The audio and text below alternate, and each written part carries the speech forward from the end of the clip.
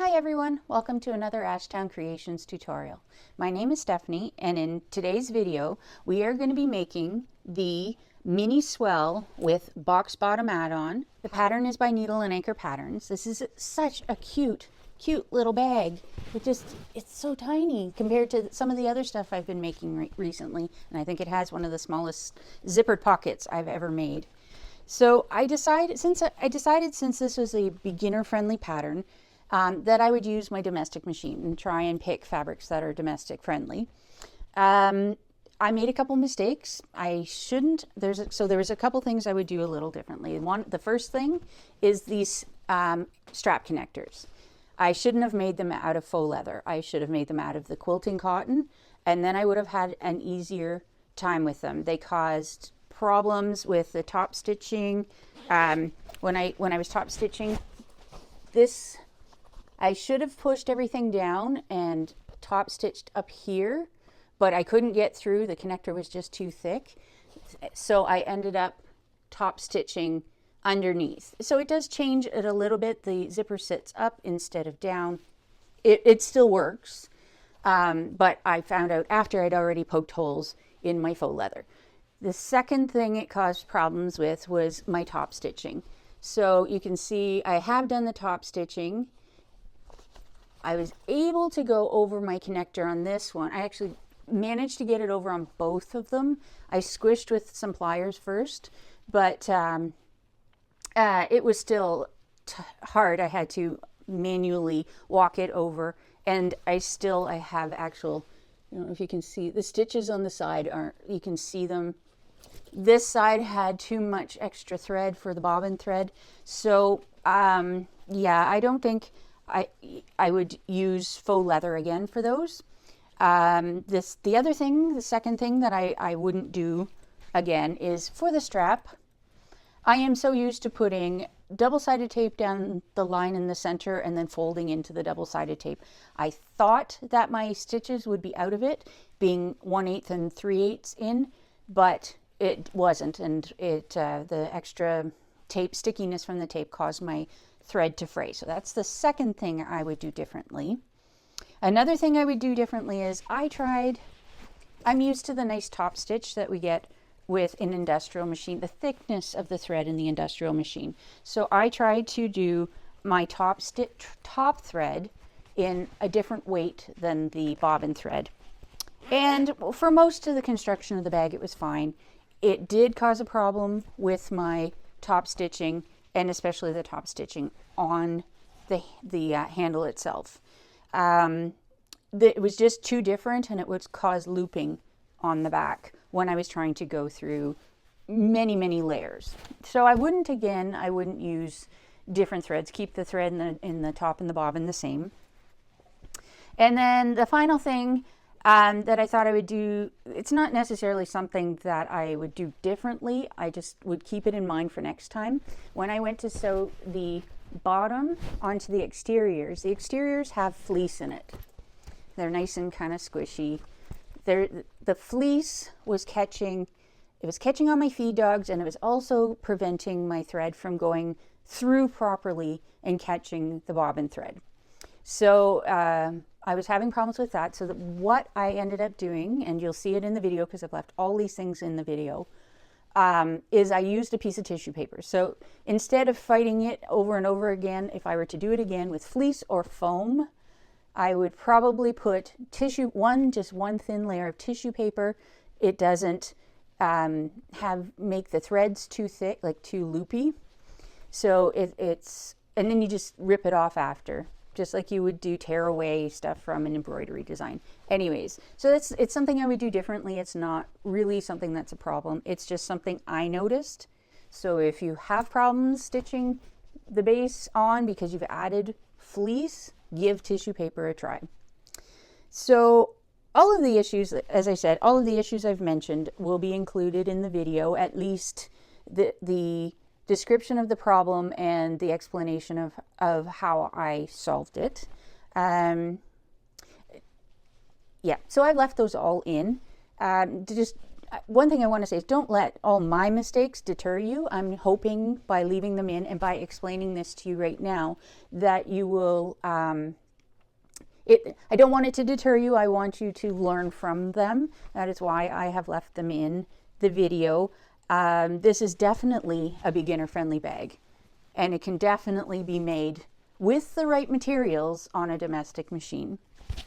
So going over this is quilting cotton, faux leather, and the lining of my bag. Let me just open this.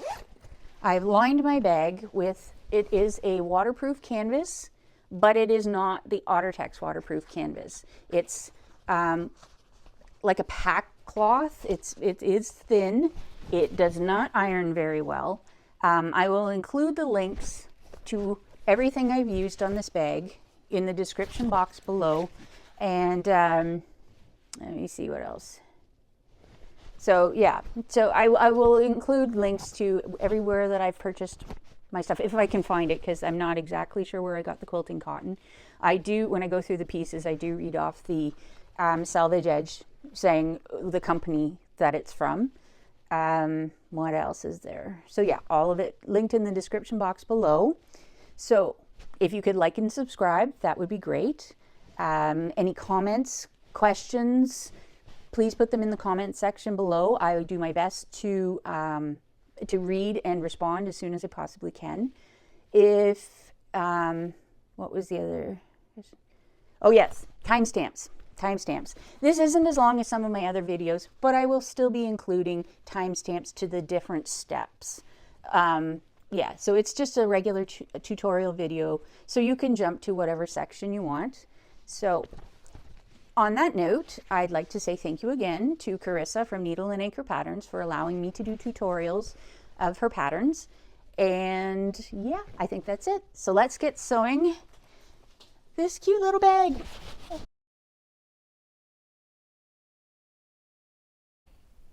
All right, let's go through the pieces for this mini swell with box bottom add-on. So I've decided for mine that I'm going to do mainly quilting cotton. This is a beginner-friendly pattern. So I'm going to use quilting cotton. This is my quilting cotton that I've used. I've interfaced it with a woven interfacing. I have done it right to the edge, but if you don't think your machine can handle it, then leave that at least 3/8 of an inch around the edge. I will also be adding fleece to my bag because I want to give it a little softer feel to it. I don't want it too sturdy where, like, if I had used Decaville Light, it would make it quite firm. My woven interfacing is already making it more firm than like an SF 101 would. So yes, anyways, quilting cotton interfaced with woven interfacing, and I'm also going to be applying applying a fleece, and the fleece will be out of the seam allowance. So now I've got the bag base. I've decided to do this out of faux leather.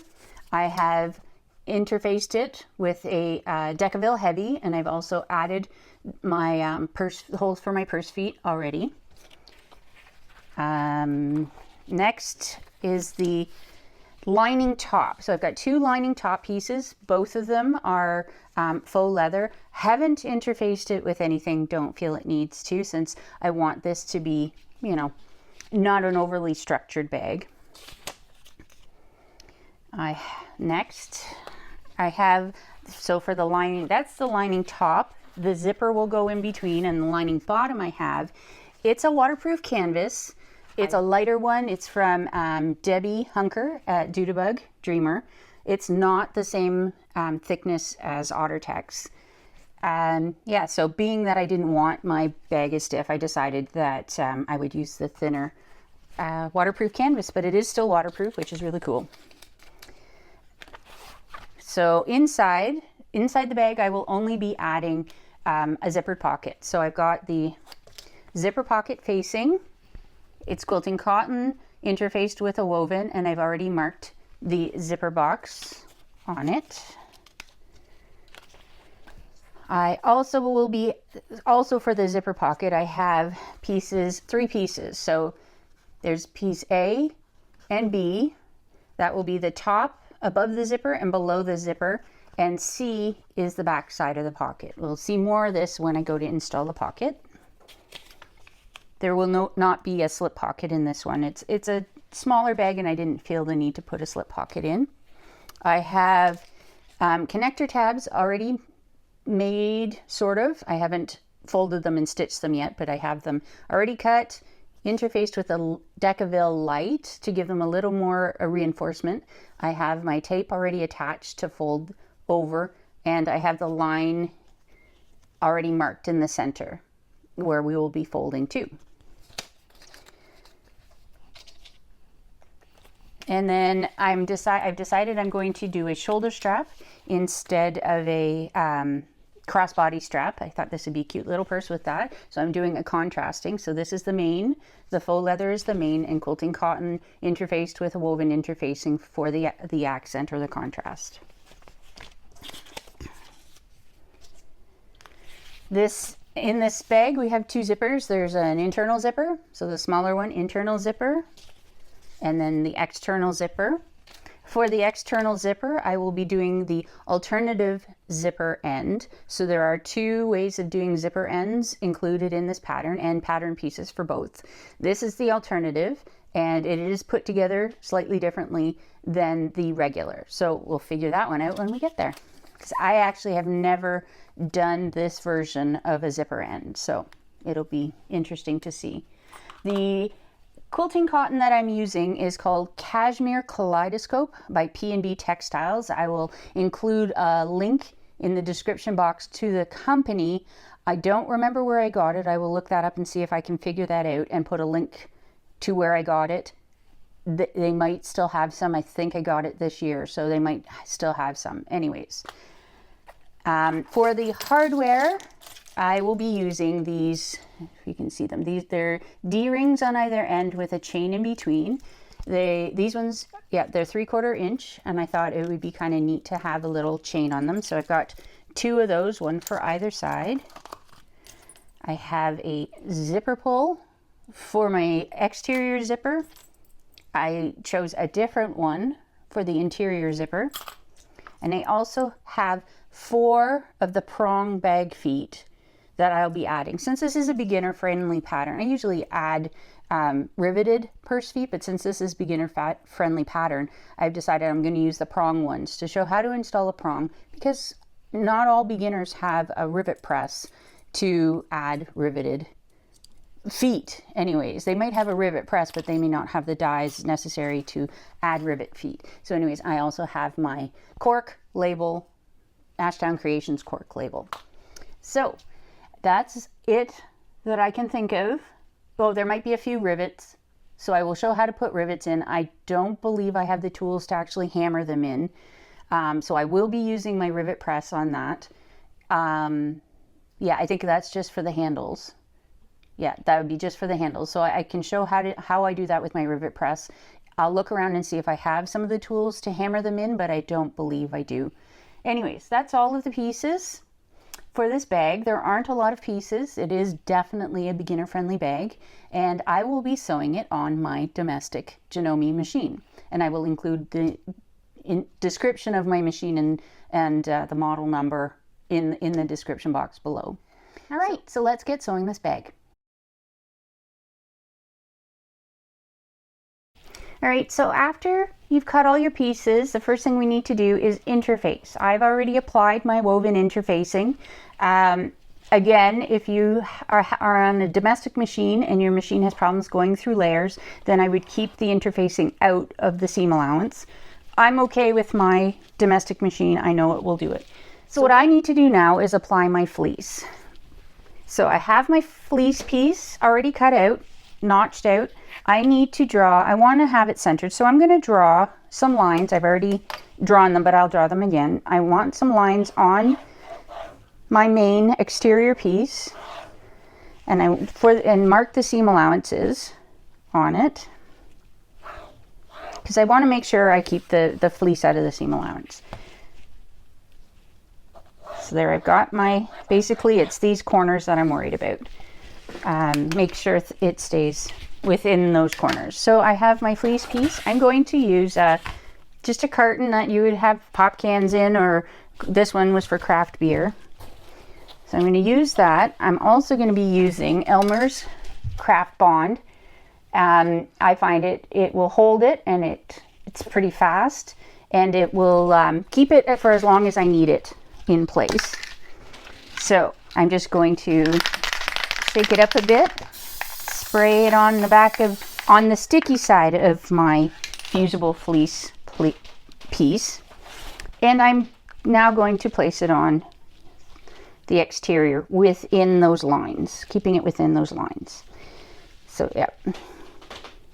So my fleece does have little dots of glue on it, but I find when I go to glue, or when I fuse the piece on and then have to pull through the bag, it ends up getting all wrinkled. So this way I can keep it on here while I'm sewing, and then when I've pulled it all through and I'm pretty much all done the bag, I will then take my iron and fuse the fusible fleece to the cotton.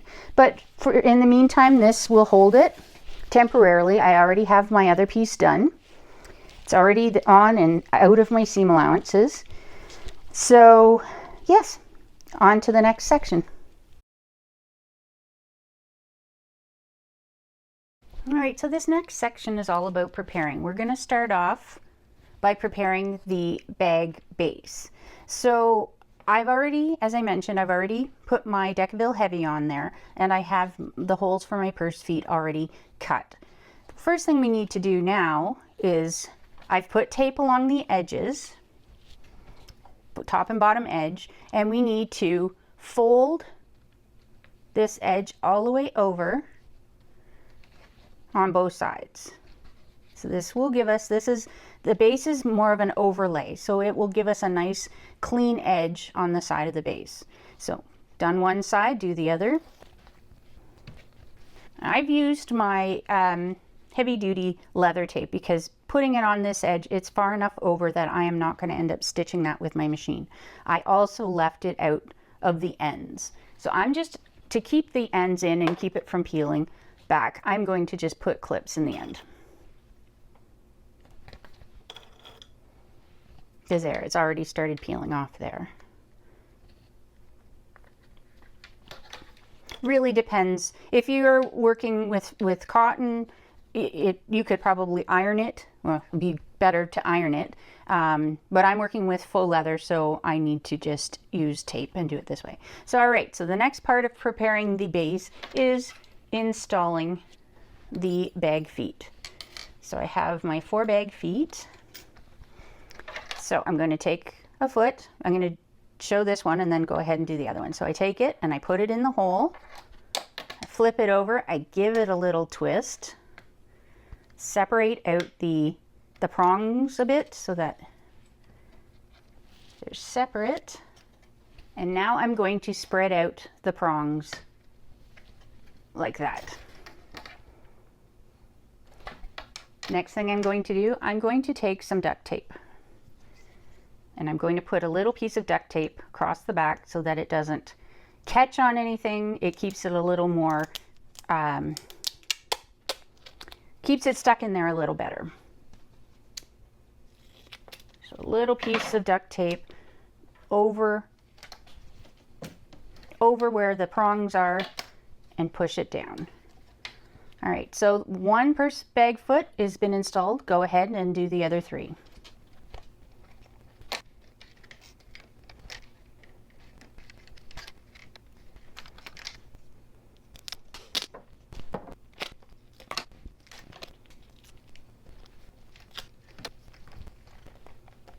And there we go.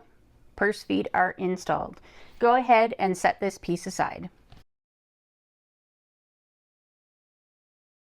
All right, the next piece we need to prepare is the external zipper.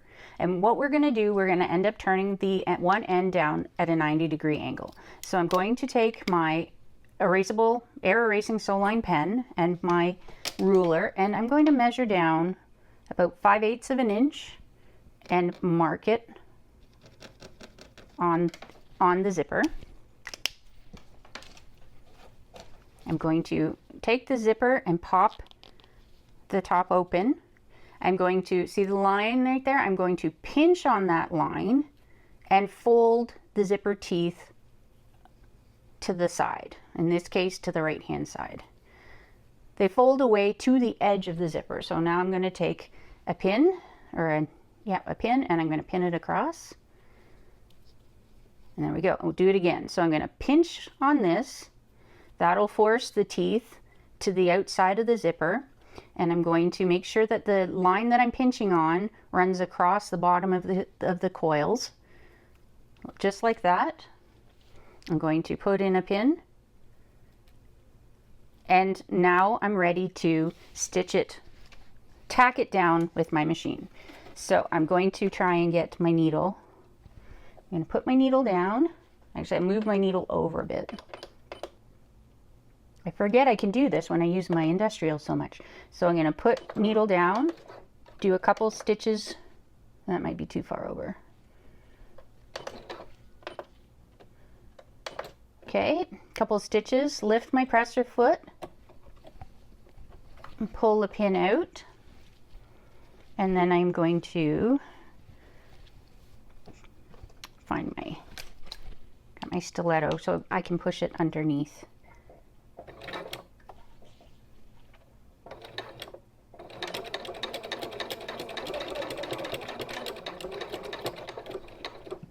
All right, needle up. Pull out and trim off the threads. And do the same for the other side. So that's what it looks like on one side. I got a little too close to the edge. So I'm going to try on this one not to get it as close to the edge. So I need to move my needle back over the other way.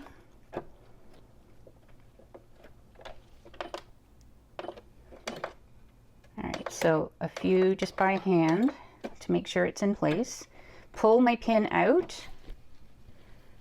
Grab my stiletto to make sure I can keep it under the needle. Press her foot down. There we go.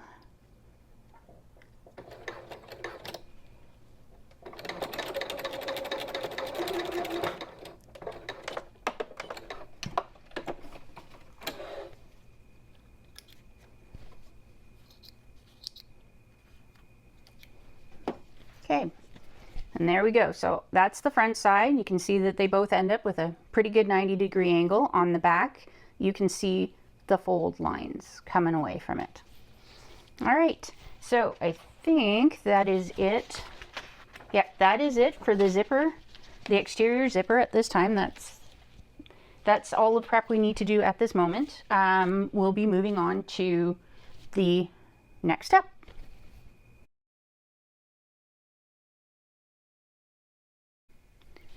So the next bit of prep work we need to do is work on the alternative zipper end. So we're going to be in the step getting it ready so that we can pop it on when we're ready to pop on the zipper end. So what I want to do is draw a line on from both short ends, 1 inch down from each end.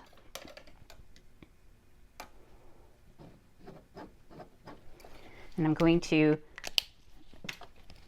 take my piece, you can see the line, yep, there's a line right there. I'm going to take this piece and fold the short end to that line. So being that it's quilting cotton, I could take it to my iron, but I'm just going to try and press it like that. Just crease it. So and then I'm going to do the other side the same thing. So fold it over to the line and either press it or finger crease it. And there we go. I'm gonna just for a moment put a clip in it.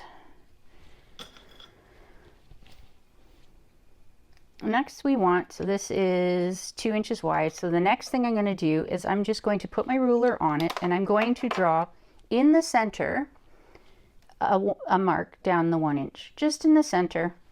Actually, I could do it all the way down both. This is air erase, so it's fine to mark. All right, so I've marked it all the way down.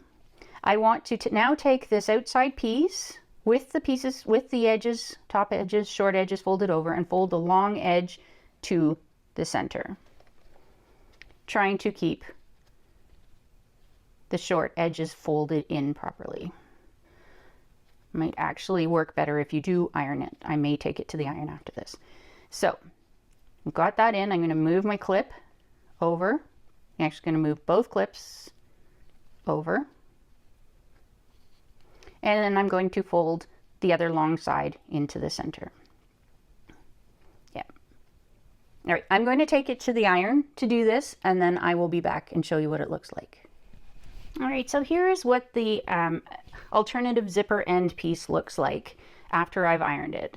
So I've got the ends folded, the short ends folded down to the 1 inch line we drew, and the long edges folded into the center. Now we want to fold this in half again, so that we get this cute little 1 inch by 1 inch zipper end. So I am going to, because I want these edges to stay closed, and we're not going to be stitching across this top part, I am actually going to apply, I have this Beacon Fabri-Tac glue, so I'm just going to pop a bit of glue in right in here to hold this end down.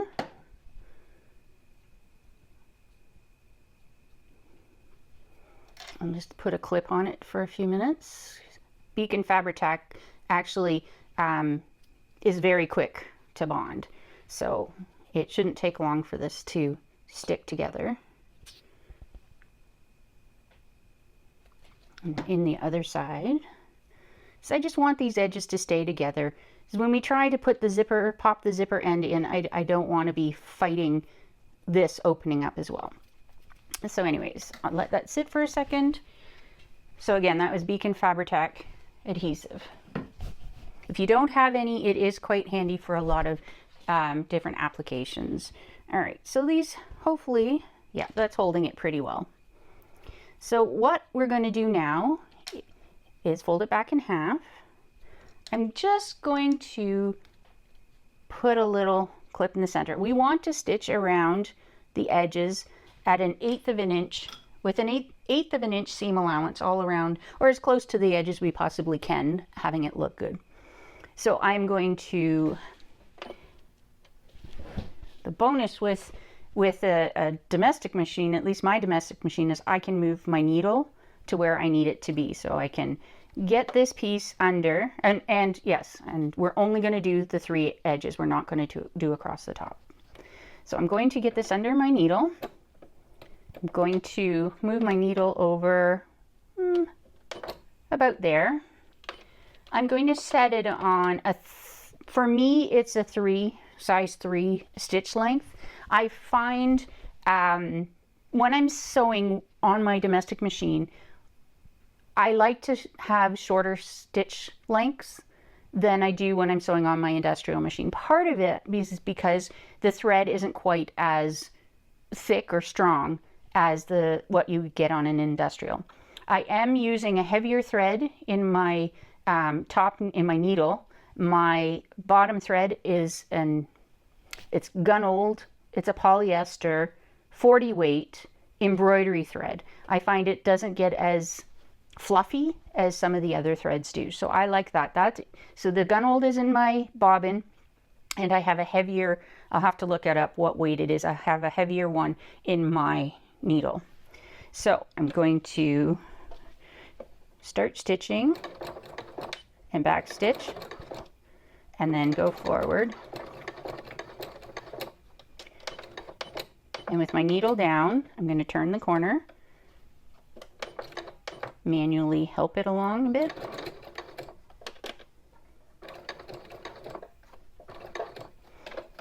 turn and go up the other side.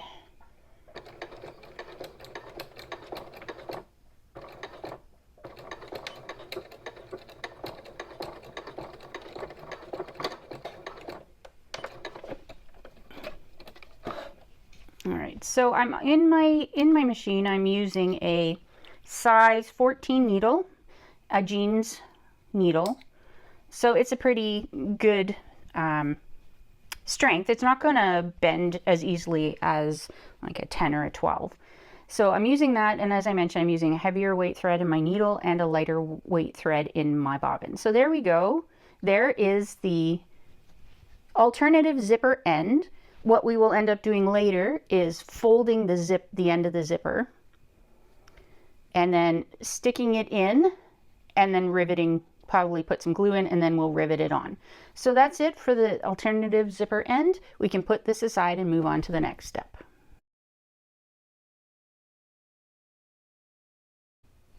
All right, for this next section, we will be working on installing our internal zipper pocket. I've decided I'm not doing an exterior one, but the exterior one would go in very similar to this. The instructions for this are included in the pattern from pages 24 to 29, I think. Anyway, starting on page 24, it's called Zipper Pocket Supplement. So on the pattern piece, we are given where we need to start with the facing. And on the pattern piece, we're shown where this facing is supposed to go. So, but on this, so I'm not going to give out the dimensions, it's on the pattern piece, but you need to refer to the pattern piece. It is not written in the actual pattern how far down it goes, but it's included on the pattern piece. So what I just did there was I folded my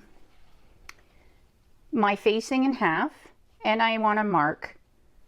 I could really mark with snips, but right now I'm just going to mark with a pen, air erase pen, where the centers are on the facing piece.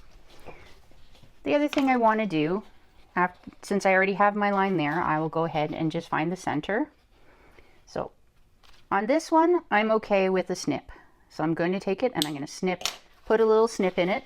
It's well within the seam allowance, and it allows me to see it when I'm sewing. Makes it a little easier to see. You can snip it like that, or you can snip it, just go in and just take a little snip like that. So you can do it. You can mark it with a pen. You can take a snip out of it as long as you don't go into your seam allowance, or you could just do a little straight down snip. Again, make sure you're within your seam allowance. So now that I have found the center of my piece, I'm actually just going to find the bottom. And then, so I found the point of this and matched it up with the snip down at the bottom, and I'm just going to put a mark in the center. So this is where I want to line up the center of my zipper pocket facing. So I'm going to put my facing down along the long line we drew with the center right at that point. I'm now going to take it to the machine, and I am going to stitch on two sides of the box. So I don't want to, I'm going to stitch down this side and this side. You can stitch across the ends, although we have found that a lot of the people sewing have found that you get a better result on your corners if you just do the two long lines and don't do across the end. But if you feel better about doing across the end, go for it. All right, so I'm going to try and get this under my needle. I'm going to have to reline everything back up. So on my domestic machine, mine's a quilting machine, and it came with a walking foot. And I highly suggest, if you have a walking foot, use it for bag making. If you don't have one, look to see if you can get one for your machine. It just really helps, especially like if you're going to use a little bit of waterproof canvas or a little bit of bulk. It helps. Oops. It helps move the fabric through without bunching it up quite as much. So there we go. I've got my needle down on that point. I am going to stitch across this, back stitching at the start and end, and then go down the other side, back stitching at the start and the end of the stitch line.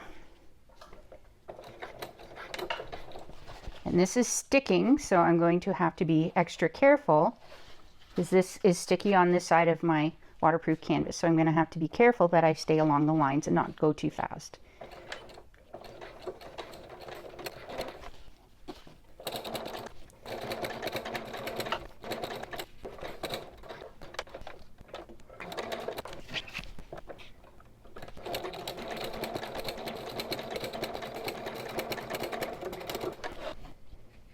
All right, we'll trim off the threads.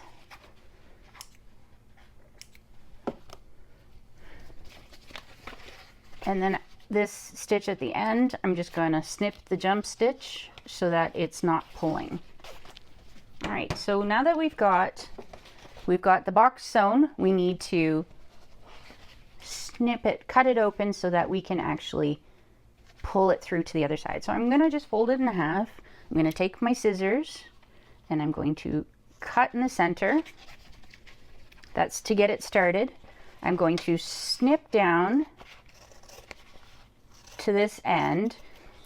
I'm going to leave more than, a lot of things say you leave like a 1/2 inch. I'm going to leave a little more than a 1/2 inch on these ends. I'm actually going to see if these snips will work a little better.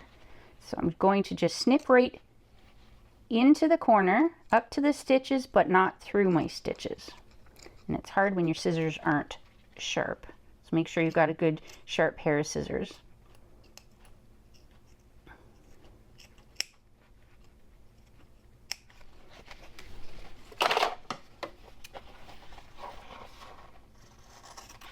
And then go the other direction again, leaving maybe a little more than a 1/2 inch. 3/4 would probably be good. And then snip to those corners without cutting your stitches.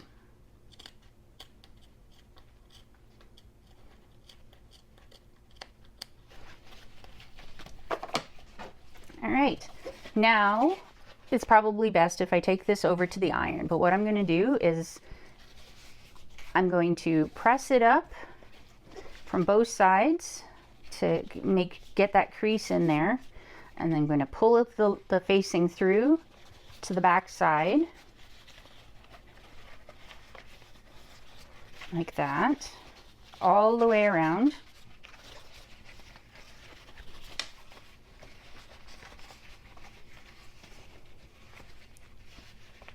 So it comes through to the back, and then I'm going to iron it so that it has a nice crease, and so that from the front we have a nice clean edge. So I will do that and be back. All right, so this waterproof canvas doesn't iron as well as the OtterTex waterproof canvas. I probably shouldn't have ironed it at all. And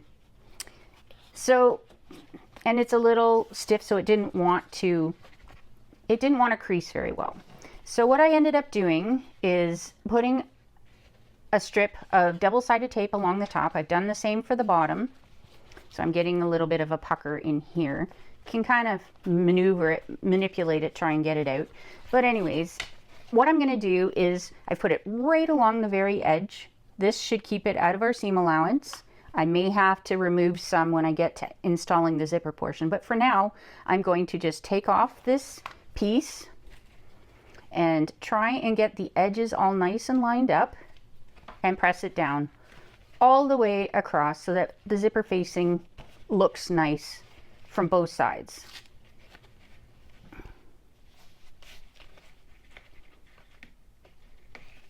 There. Right, so we see a little bit of the fabric there. I don't really want to see that, so I'm going to lift it up and pull the lining fabric back a bit.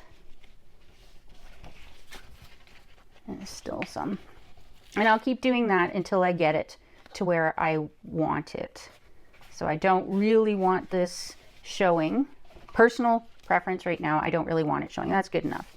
So we have installed this portion. We can actually go back after we've stitched the zipper in and take it off, because it looks on mine like I can actually see the double-sided tape. So I don't want to. So I may go back after and take that off. But for now I want to keep it there because I want to keep this open while we install the zipper. So put this aside for now and grab your zipper and piece, oops. So grab your zipper and piece A and B. So we're going to start with the zipper and piece A. So I've got this, which it doesn't really matter, you're not going to see it, but if it does matter to you, this will be flipped up. So I'm going to put it right sides together, or sorry, wrong side to right side. So I'm going to have the piece A right side up and my zipper right side up. And I'm going to take some clips and clip it across.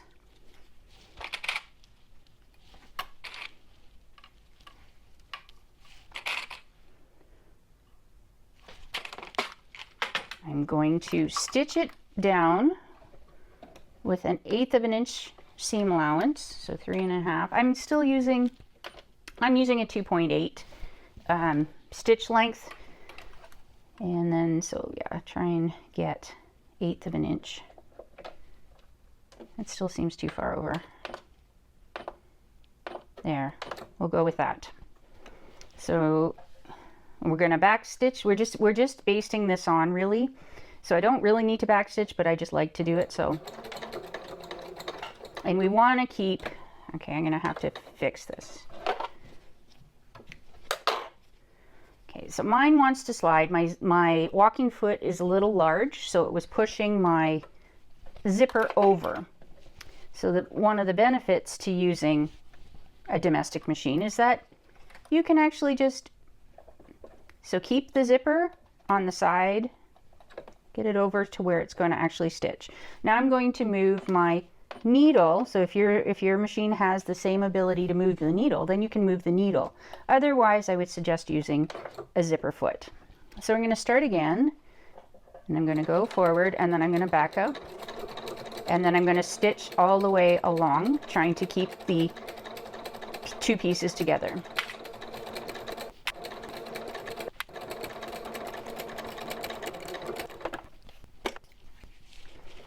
All right, so now we have this stitched on. We want to fold this back. So we want the zipper to stay straight, because when we put it in, we want it nice and flat. So we want to fold it back on itself like this. I'm going to turn it over, and I'm just going to finger press. You can take it to the iron if you want.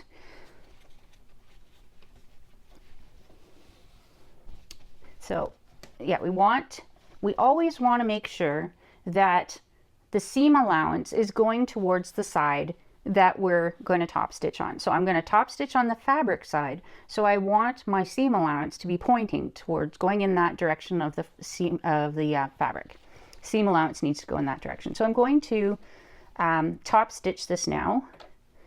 And again, I want to move it over a bit. I want about 1/8 of an inch seam allowance on this, and I'm going to move it up to about a 3.5. This is just somewhat decorative. If you happen to open up the inside of and look at the inside of the pocket, you can see this.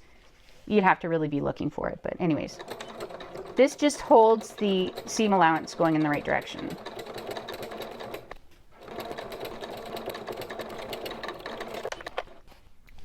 All right, now we're going to do the same thing with the bottom part. So we're going to put the part B, piece B, right sides up, and then I am going to put my zipper on top of it, right sides up, trying to match the edges and the long side, the zipper with the long side. And now I'm going to clip it on. I'm going to clip it on all the way down. I'm going to stitch it on with 1/8 of an inch seam allowance, and then I'm going to top stitch with 1/8 of an inch seam allowance, and then I'll be back.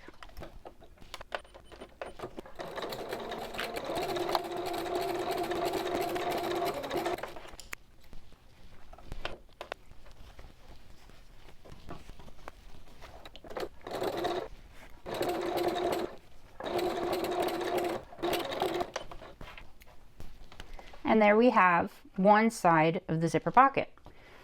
So now what we need to do, we're going to be putting it together. Get rid of some of my, oops, sorry, extra threads. Now what we want to do is put the zipper inside the lining.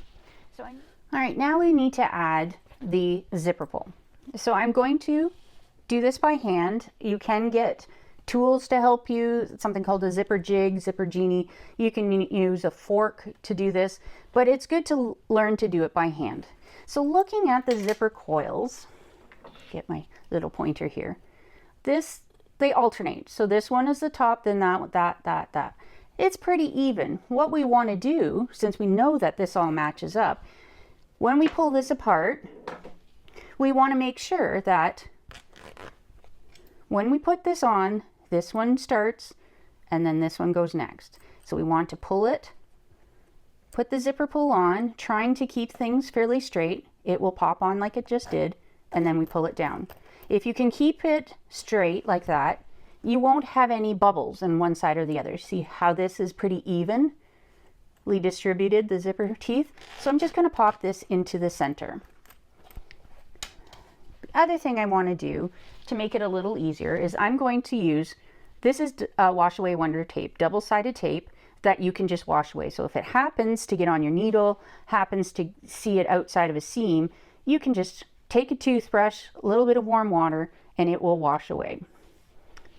I've done it several times. So anyways, I'm putting it on right at the edge of the zipper at the bottom, and I will do the same at the top.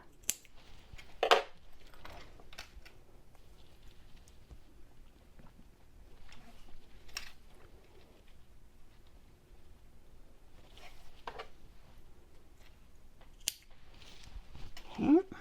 Now that we've got that on there, I'm going to take off the bottom one first. So now that I've got that on, I'm going to try, like it's off, and I'm going to stick it down starting on the bottom, try and get that in the center. I want to evenly place the zipper box, or the zipper, or I want to evenly place the lining over the zipper.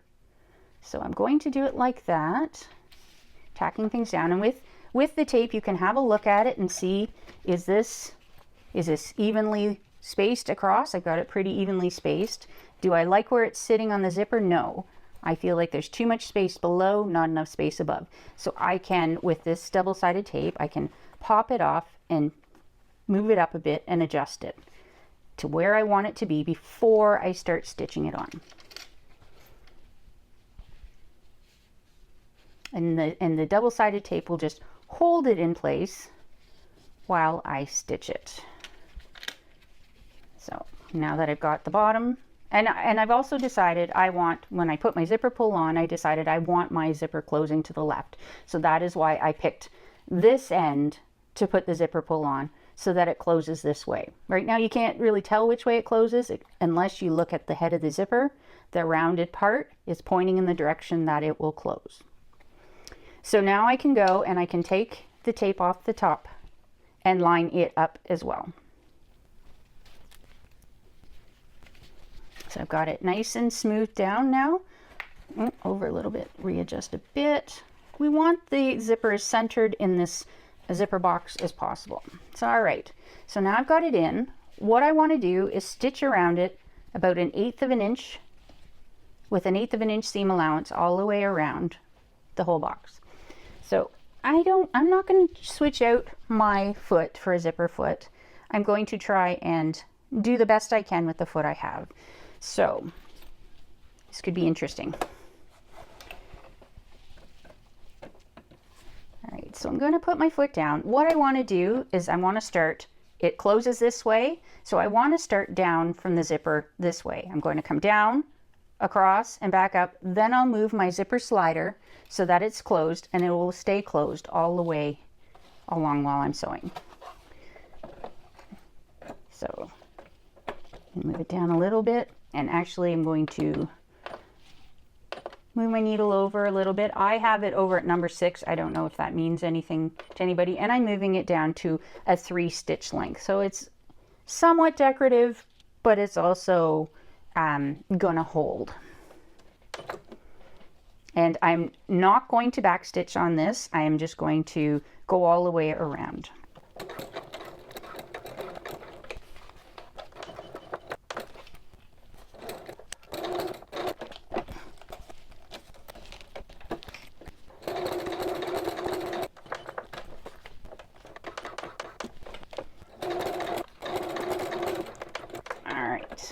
So now I've got it stitched all the way around. I'm going to pull out extra thread and give myself some extra thread. I am going to flip it over and pull on it until it pops. And when it pops, it actually popped the thread. Grab a pin. It popped the thread to the back. So there's a little loop here. So we want to catch the loop and pull the rest. Do the same for the other side. This one looks like this was the starting one, and it looks like the end got caught. So it might be harder to bring to the back. There we go, got it to the back. So I am just going to split these and tie a knot in them. Okay. And now, since I'm using polyester thread, you can't do this with cotton, but since I'm using polyester thread, I'm just going to take a lighter and melt down the ends. This will help keep it, so I've knotted it and I've melted it. So that will help keep it from fraying and they won't hang down in. All right, so before I go any further with this, I am going to pull off this tape because it's looking horrible from the other side. So just pull it apart. Luckily with waterproof canvas, it doesn't stick very well and it's actually coming off the cotton pretty easy. But anyways, I'll take off both sides and then we'll continue on.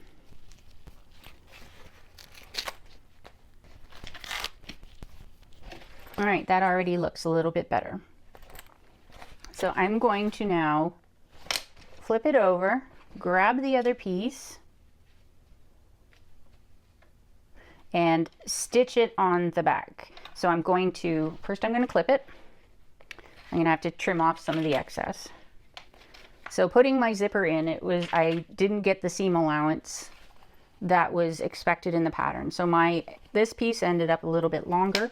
I'm just going to pin it at, or clip it at the top and then just trim off the excess.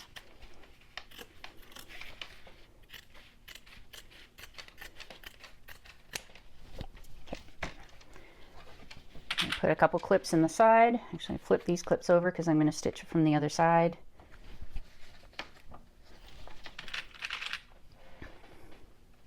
Now I'm going to flip it over. Going to turn it up just a bit so it makes it easier for us to finish the pocket later. And I'm going to just stitch it. I guess I should have done that before. I'm going to stitch it at about a 1/4 inch seam allowance. And I'm going to back stitch. I will go all the way around to the other side and I will fold it up on the other side as well. So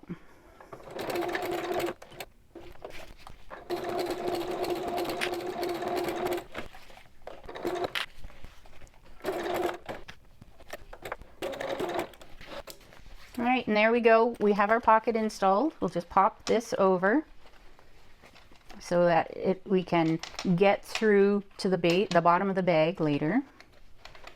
So yeah, you might want to take this to an iron and actually iron the crease in. It will make it a little easier. I may do that after. This is, oops. Curl over and fold on both sides. This just helps later when we go to close the pocket. So anyways, while I do this, and I'll go iron it and then we'll move on to the next section.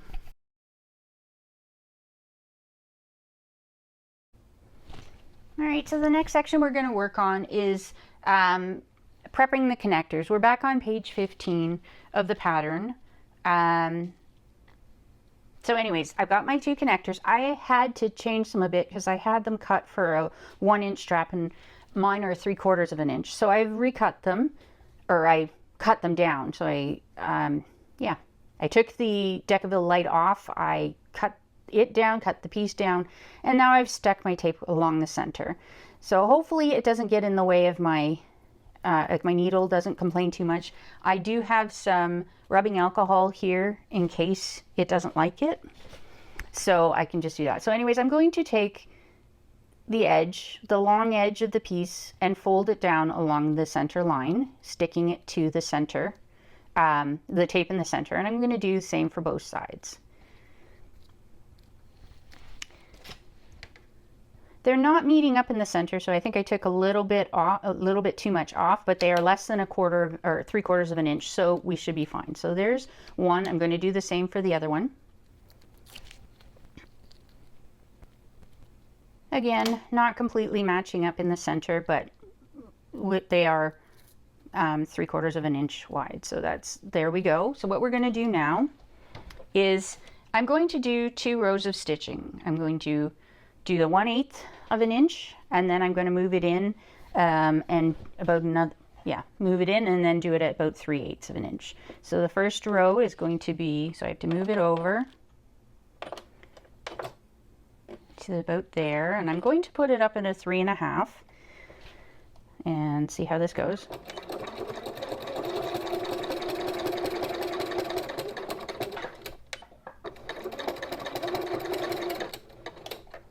I'm going to do both sides and then move it to the 3/8, move it into 3/8 and do them again.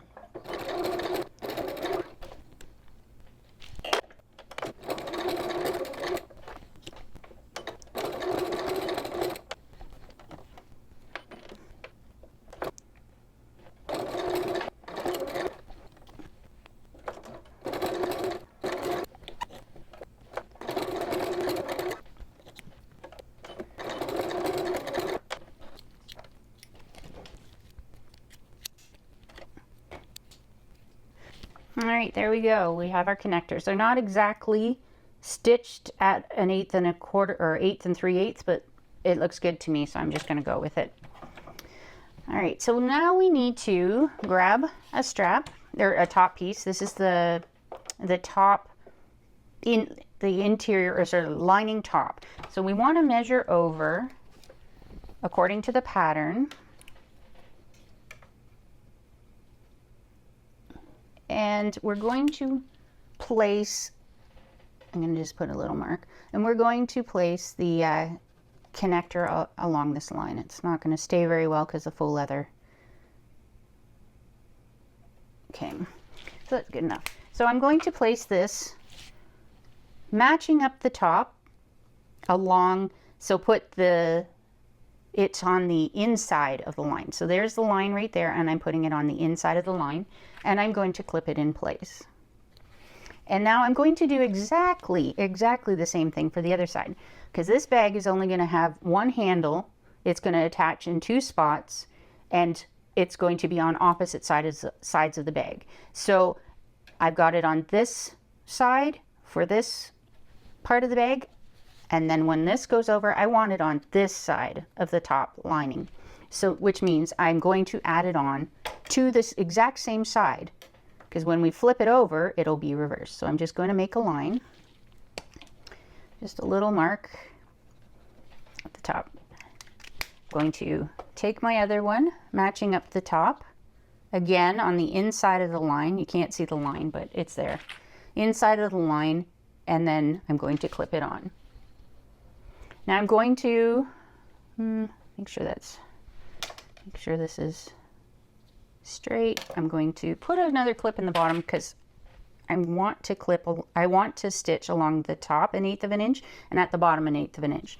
It's hanging over about a 1/2 inch there. That is exactly what we want. So move this over. Yeah, I'm gonna have to move it right out of the way. All right. Now I'm going to stitch it on. I'm going to put my stitch length down to about a 2.5 because I want to make sure this stays. So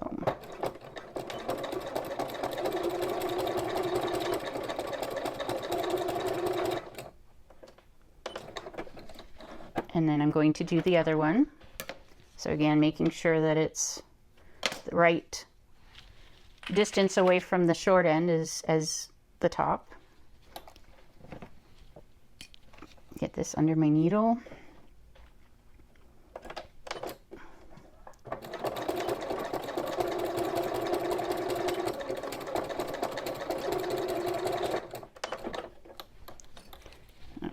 Alright, so now that I have the tops basted on, both of them, I can take the clip off, I'm going to grab my D-rings, and I'm going to take one of the D-rings and I'm going to slide it on. I'm going to try and keep it to the top so it's out of the way. I'm going to make sure the bottom is the same distance in away as the top.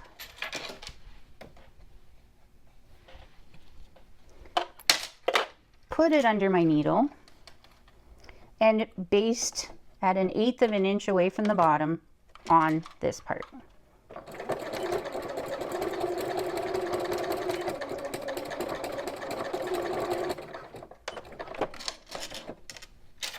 And do the same for this one. So slide it on the distance.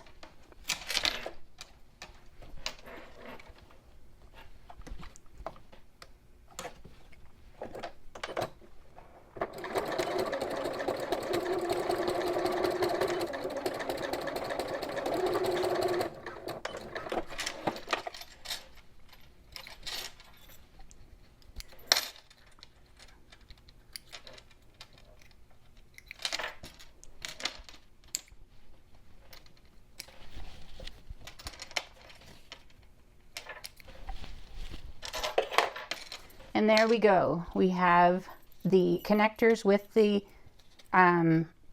D-rings attached to both. Time to move on to the next section.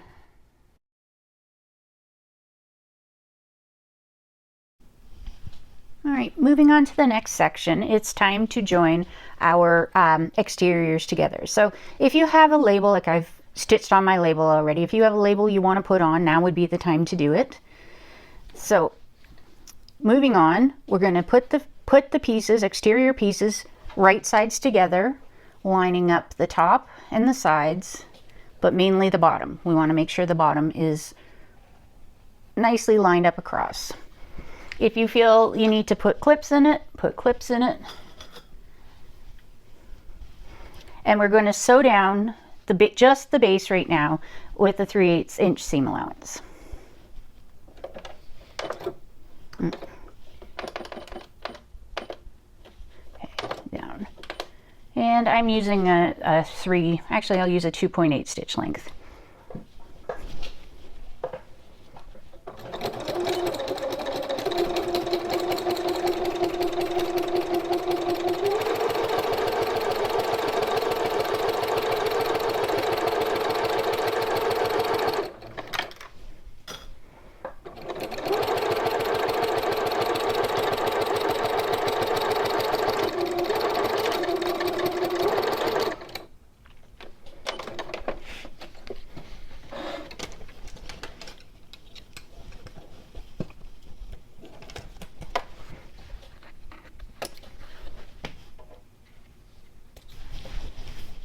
And now we want to open up the seams. So I'm going to start from the back and open them up, butterfly them, and finger press them for now, finger press them open. You can take it to an iron if you would like. I think that's good for now. So now that we've butterflied it, we're going to top stitch on either side of the seam, 1/8 of an inch, all the way down and back the other side.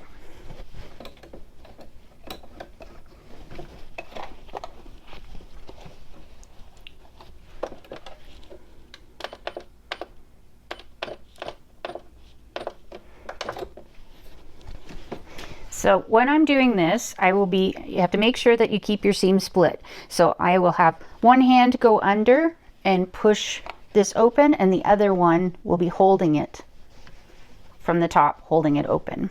So I'm going to end back stitch and do the same all the way down.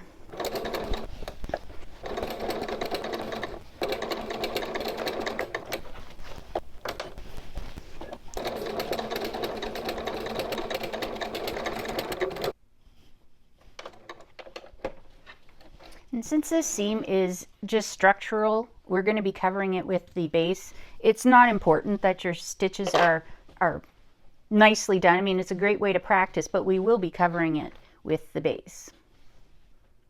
So now, as I said, we'll be covering it with the base. We need to find the center of this piece.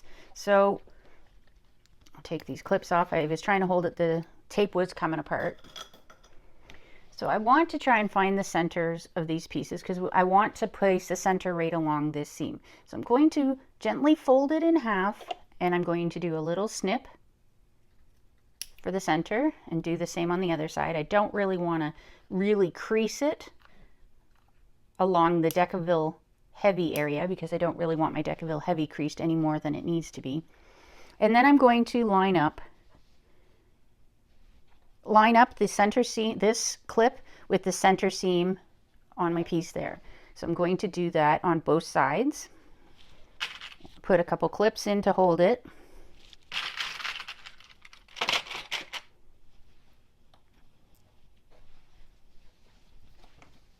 And make sure it's matched up on this side too. And try and center it up best. So my piece is my base piece is a little bit wider than the notches I've cut. So I think I'm going to then, so I can center it up a little bit better, I'm going to mark the center on either side there. And I'm going to flip over my exterior pieces. And now I can see from the back side, sorry, whether or not I'm lining them up and how much overhang there is. So I will go and I will, there's the center line, and I'll make the center seam on that center line and clip it. I'm going to put clip on either side for now. Then I'll come to the other side and match up that center seam of the exterior panels with the base. I'm going to add a couple more clips to make sure it's holding it in place.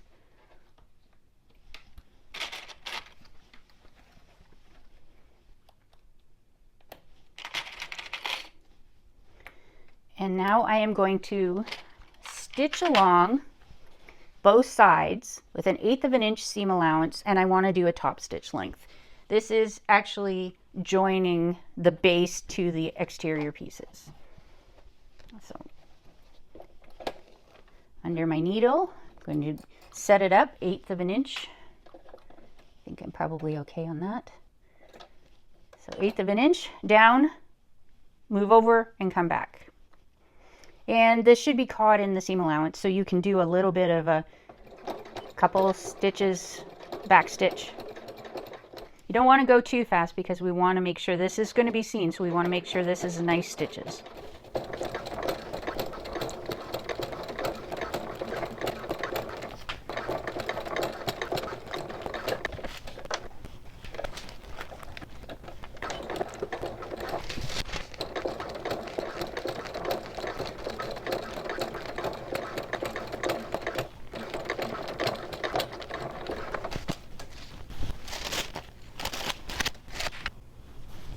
Okay, so I had a little problem getting my stitches to work properly, my top stitching to work properly, because my needle and thread kept getting caught in the fleece. So it would end up skipping stitches and stuff, which isn't good.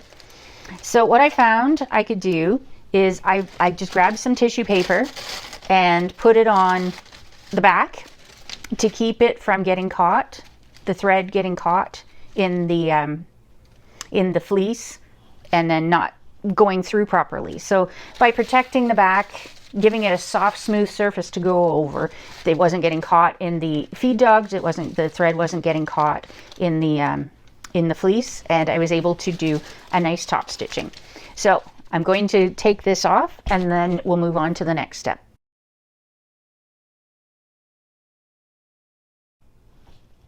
All right, I've cleaned up all the tissue paper as much as I really need to. It's the inside of the bag, so if I don't get every little piece, it's not a huge deal.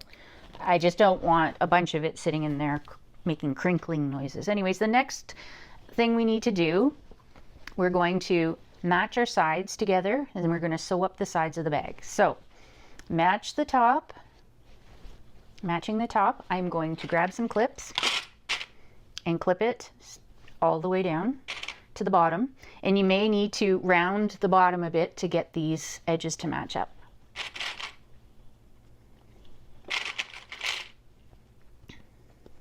I'll do both sides.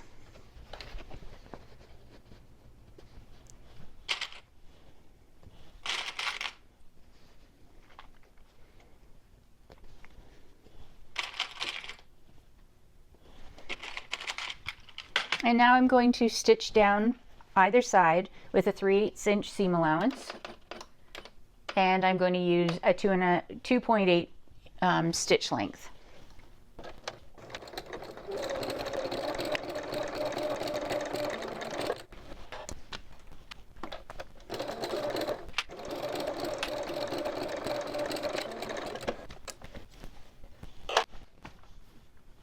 All right, now that I've got the side seams all sewn up,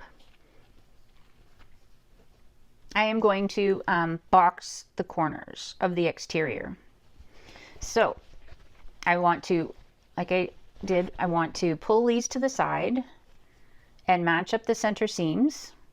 So this center seam with the side center seam. And I am going to clip on either side of the center.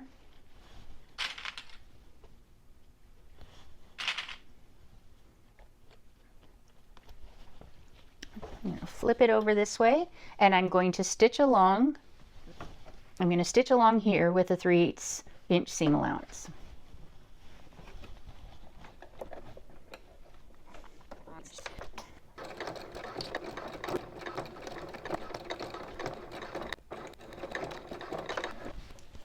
All right, there's one seam.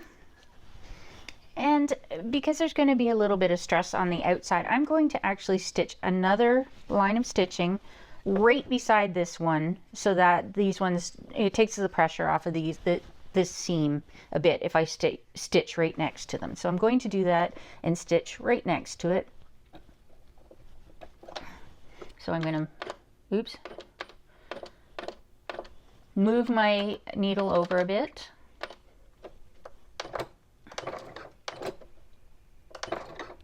And then back up.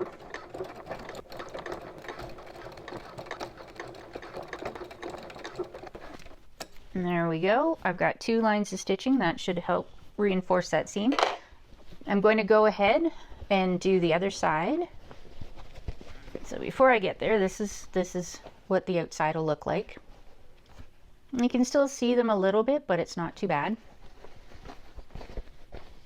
So I'm going to go ahead, as I mentioned, and do the other side, and then we'll be back and we'll, all right, I have both sides stitched up now. I'm going to take my scissors and cut a little bit out of this seam, because we really don't need all of this in here. So I'm not going right to the edge.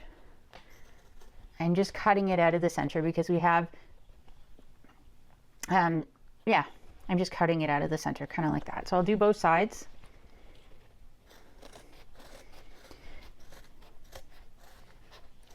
There we go. And now I'm just going to turn it right side out to see what it looks like.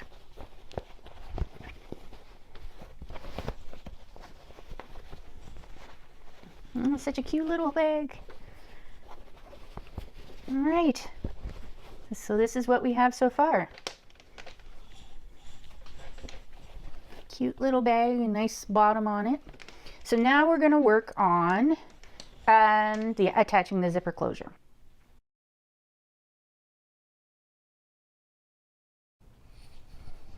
All right, now it's time to attach the zipper to the lining piece. So this is the back. I like the zipper against the back of the bag. So if this is the back and the front is towards us, which is usually how we open bags, I want it to open from left to right, which means I need to put my zipper down. So zipper down, facing, closing that way. So I've already separated my zipper, and I've chosen the zipper that will sit face up on the lining. So the other one would have been face down. This one will sit face up on the lining. And I started, there's a mark here and a mark here. Those are based on the pattern piece. So the dimensions for that are in the pattern, or the measurement for that is in the pattern piece. So now right side up lining, right side up zipper. I am going to clip starting at that line on the left hand side and clip all the way over, lining up the long edge of the lining piece with the zipper.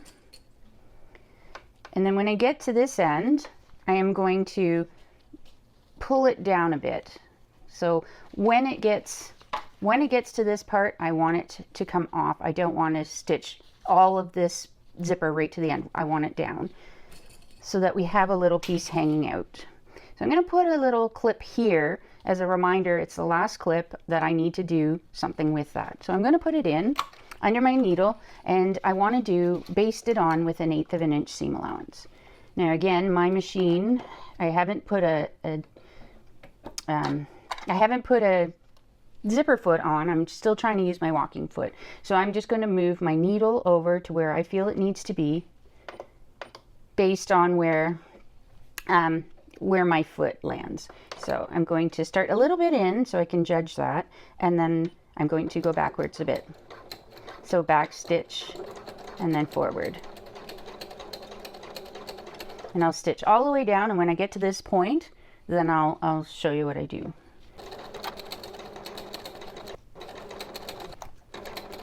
All right, I'm getting close to this end, so I am going to start veering it off a bit now so that it doesn't get caught in the seam past that point.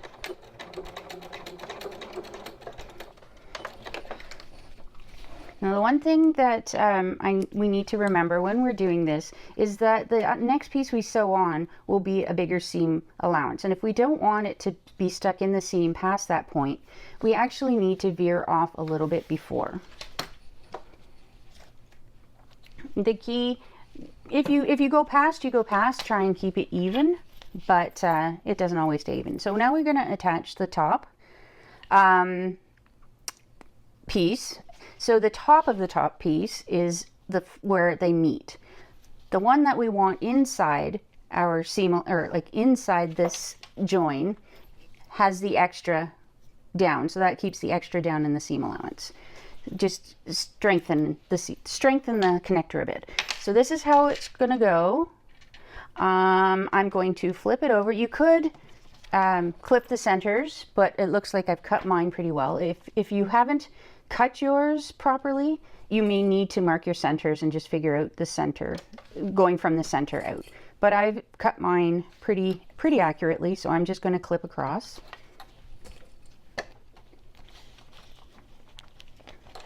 And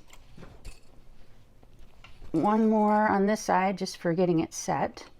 And now I'm going to move my needle, I'll get it under my needle, and then move my needle over a little bit more. So hopefully that'll be enough to not show the basting stitches. I was a little off on my 1/8 of an inch. I did a little bit more than an 1/8 of an inch, which as long as it's within the 1/4 inch, you're fine. But I got really close to a 1/4 of an inch. So hopefully mine don't show. If they do, I'll just have to snip them out. So anyways. And then there is a big bump coming up. If your machine doesn't have a walking foot, you might want to use something to get behind. So mine looks like it's going to be okay, but I'll still lift it up and put this under the foot to keep the foot somewhat level. It's like a hump jumper, just you don't have to pay for the hump jumper. This came with my machine, but you can grab any scrap and use that. And we'll slowly go over the connector. And then keep going.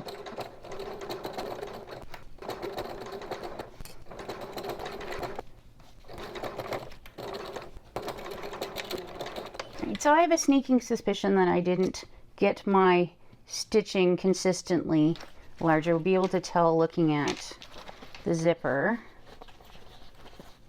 No, I don't see any stitches. So if I had missed in a bunch of spots, I could go back and stitch it that much closer. I would probably flip it over and do it from the other side so I can actually see the stitches. But I look to have caught it well enough.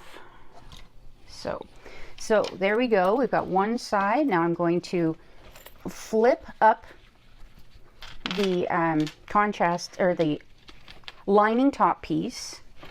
So I want, again, we're going to top stitch, so I want the seam allowance going towards in the direction of the piece that I'm going to top stitch. So I'm going to top stitch on this piece on the vinyl, so I want it going in that direction. And actually I'll probably end up starting on that side. And then we're going to have a bit of bulk when we go over.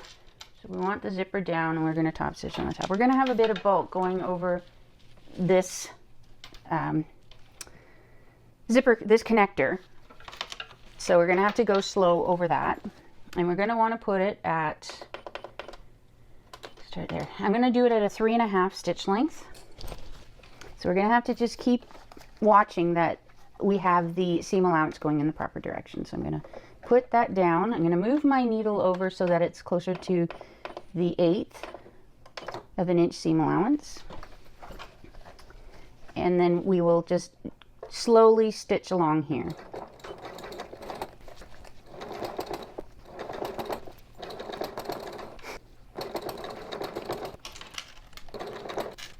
All right, there's quite a bit of bulk coming up, so I'm just having a look.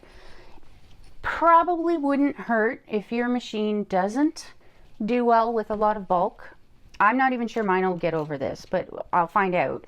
But if your machine doesn't do well with bulk, I would suggest flipping the zipper up and sending the seam allowance to the lining bottom side, and then stitching underneath the zipper. It won't finish the top quite as nice, but you won't have this connector in your way.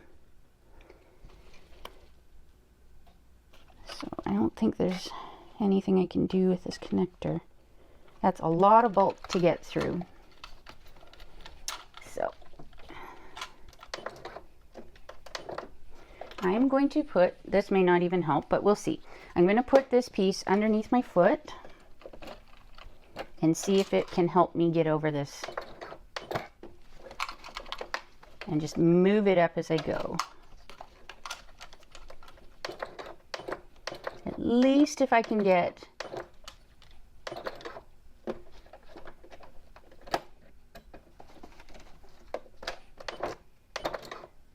okay, so I'm up on it. Not sure how well this is going to work because my foot doesn't want to move very well. So I'm going to move it over just past the connector and put my needle down again. I'll trim the threads later. So I'm going to put my needle down on the other side. So I'm not stitching through the connector. I tried, it's not going to work. I'll trim my threads off before and after and try and clean them up at the back.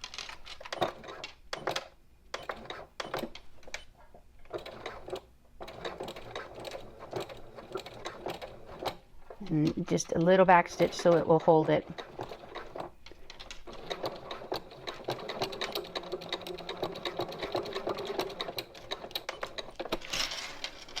All right, so in hindsight, for a, yeah, it's left a bit of oil on my thing. So in hindsight, for a domestic friendly pattern, I would not do this connector in vinyl. Next time, if I do this with my domestic machine, it will be done in fabric because this is just way too thick for a domestic machine to properly go through. You can see I've skipped a number of stitches. So I will try and fix that up and then go and do the other side. So yeah, I've got lots of skipped stitches in here. So this is a mess. And the oil. All right. So I will try and clean up this area. I'm not exactly sure how right now. But yeah, so, and try and clean up the oil from my foot. All right, so I could not get the top stitching to work properly, look right. So I took it out of my piece here. While top stitching is generally thought of as a decorative stitch, it does have a practical purpose as well. It helps keep the seams flat. So help them lay flat and stay that way. So I wanted the seams to stay flat. I wasn't able to do it above, so I decided I'm going to put my decorative stitch below. I'm not sure that it's going to change the bag much. It might just change the way the zipper lies inside the bag, but being that I could go over this no problem with my machine, I'm okay with that. So knowing that, you know, a top stitch is generally considered, you know, decorative. It's on the outside, you will be able to see it, but it does have an alternate purpose. If you can see an alternate way of doing things, don't be afraid to try. So anyways, now that we've done it to this, I would still not recommend using vinyls on the connectors with the Decaville light if you are going to want to fold this up and top stitch it on a domestic machine. If you've got it on an industrial and your industrial can handle it, go for it. But as far as a domestic machine, I would use quilting cotton. Quilting cotton, probably, yeah, I'd probably interface it anyways and use Decaville Light. It would still be thinner to get through than this. Anyways, go on and do the other piece and then we'll be back. All right, I thought I'd pop back on because I'm sewing up the other side, and I just I'm going to be starting from the other end. On the other lining piece, we started at this end, which was the beginning of the zipper. Now I'm starting where we're going to veer off. So I need to veer off first. So when I start stitching at that spot, it's already veered off a bit. So I'm going to line it up along the edge, get it under my needle. Put my needle down. Oh, I'm a little too far. Put my needle down at that spot. And take at least a stitch, but I want to make sure that I have it pulled off so that it's not getting caught further down. All right, there we go. And then I will back up and I will keep going all the way across with this seam allowance, or with this stitching.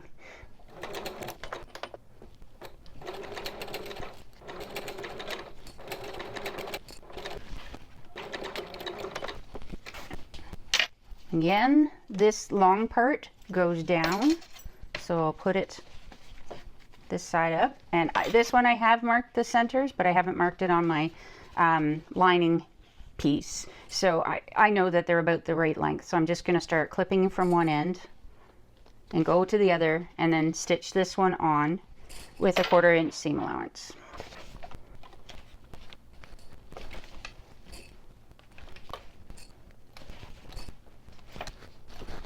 And this time I'm going to actually stitch it from the wrong side because this is very sticky and it's been getting stuck to my plate. So I'm just gonna stitch it from the back side. I can make sure I've got the seam allowance right, and hopefully it won't stick to my plate. So this piece, the other one fit nicely. This one's a little long, so I'm going to make sure that this side with the connector, because it's been properly measured, is correct, and slide the excess over to the other end accordingly. I should really go and snip the centers and find the centers, then I'll have overhang on both sides, whereas this side I can just cut off the excess on this side. So with a 1/4 inch seam allowance,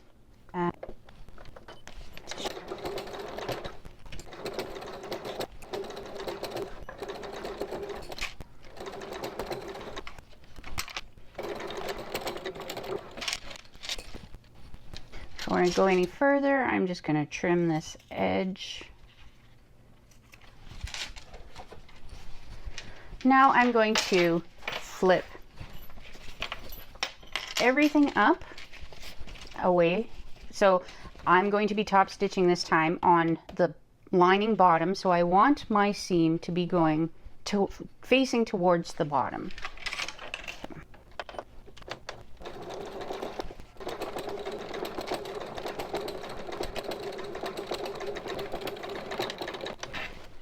And there we go. Both lining pieces are done and top stitched. So now it's time to move on to the next step. All right, for this section, we are going to be sewing the lining pieces together. So we want to place them right sides together. I've gone ahead, and this one's better to look at. I've clipped my zipper out of the way, and I've also clipped my chain D-ring out of the way. If you're just doing a single one, you don't need to do this, but I do to keep it out of the way. I do not want to sew over that. So I'm going to put these right sides together, and I am going to clip, matching the join here. I'm going to match the join first, clip the join, and then clip down each side. And yeah, I'm going to sew it with that. And then one at the top. So I've got the tops a bit off. I can fix that later or hide it in the when we join both exterior and lining together. So we'll go ahead and do the other side. This one meets up better than the other one did. So this faux leather has a bit of stretch in it, so it's not unheard of for it to stretch a little bit while sewing. So I'm going to stitch up either side, so this back on my normal, and I'm putting it on a 2.8 stitch length, and I'm going to stitch down the sides with the 3/8 inch seam allowance. I'm going to start at 3/8 at the top, and then I'm going to work my way down to 5/8. As probably just, I'll do 3/8 and then gradually move to 5/8, so it's, you know, it'll make it a little more snug, the lining. So yeah, so 3/8 at the top and then 5/8 after we're done the vinyl. And I'll do that for both sides.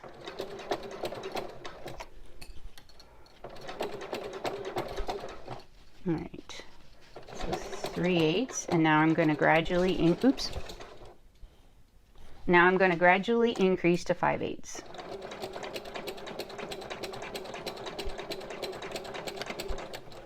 Don't have a lot of room because the seam isn't very long to do the increasing, so it may seem sharper and it's sticking.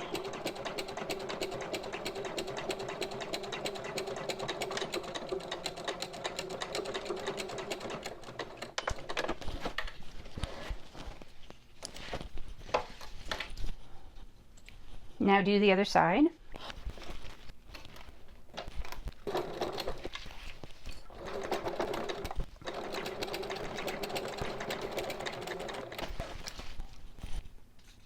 Alright, so I've got the side seams stitched up.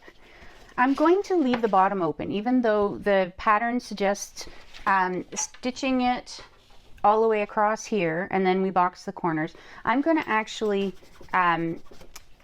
leave it open, and then after I've turned the bag, I will pull the bottom through the zipper and stitch up the lining and box the corners. So got center marked on one. I'll just mark the center. I'm just going to clip the center on the other one before I get it turned. So I'm just going to do a little snip in it so that when I get it turned through, I can match up these snips. So, other thing I'm going to do before I attach it to the bag is take a bit off of these sides, because we really don't need this much extra fabric in there. So I'm going to just take it up. I'm going to leave a bit at the top so we can butterfly the seam easily, or a little more easily, but I don't need to worry about it on the bottom. The bottom I will probably nest the seams. So I'm going to just leave again a bit at the top. All right, there we go. On to the next step.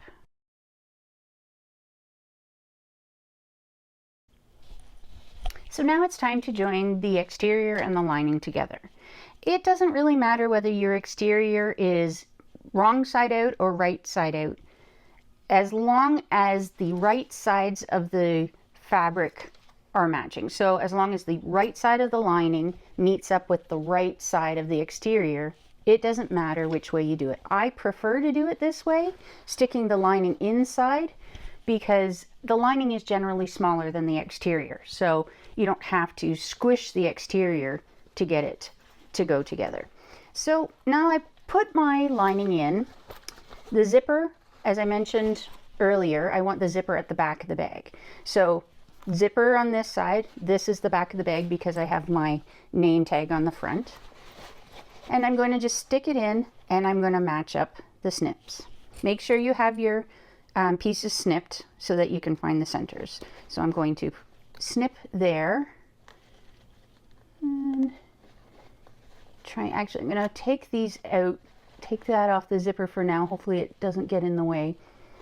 Try and make sure as you're going along and sewing along that you're not catching the zipper in there. It's just the clip was getting in the way of it sitting flat. So I do a few on one side, turn it around, find the centers on the opposite side, and again these ones feel like they're getting in the way. So I unclip, start at the center again. Actually, I'm going to turn it and face them in, because I'm going to stitch it on the lining side. So bring that up and clip, and I will continue to clip all the way around. Next thing I'll do is go to the side seams, and I'm going to butterfly the side seams.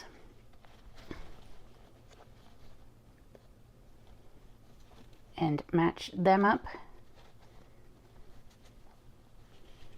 Yeah. There we go.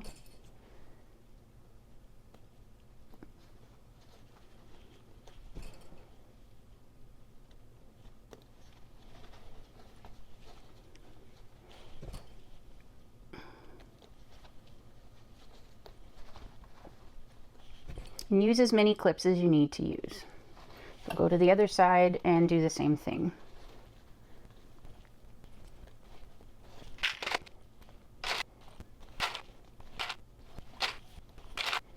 All right, now that we have this all clipped, I am going to put it under, and I am going to stitch around the top edge with a 3/8 seam allowance. I'm going to use my joining stitch of 2.8. And I am going to start in the back. I'm going to start on a straight edge. I don't want to start on an end.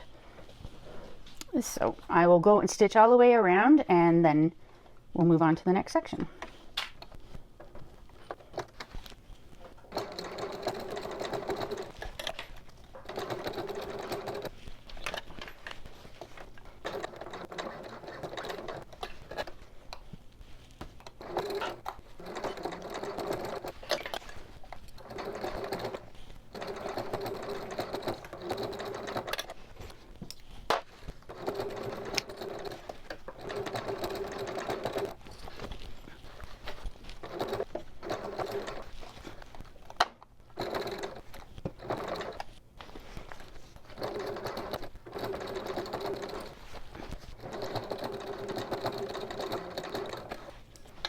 All right, now that I have this all stitched up, I am going to just take my scissors and go around and trim off about half.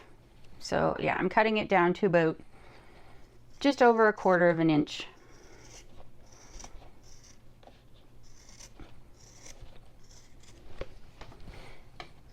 I am going to leave the connector. So I'm going to cut around the connector. So there's the connector. So I'm going to leave the fabric around the connector, because we've also stitched it on there, so I don't want to cut those stitches.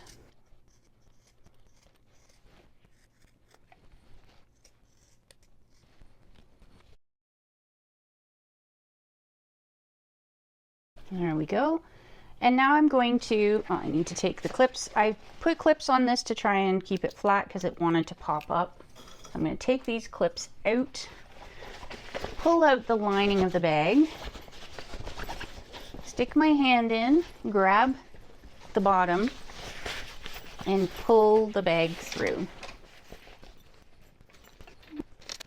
I'm going to take the lining and tuck it back in, as well as right down to the top of this, where the faux leather and the cotton meet, because this is actually part of the top part of the lining. So I'm going to, oops. So I'm going to roll it in nicely, and then I'm going to clip all, and I'm going to do this all the way around the bag.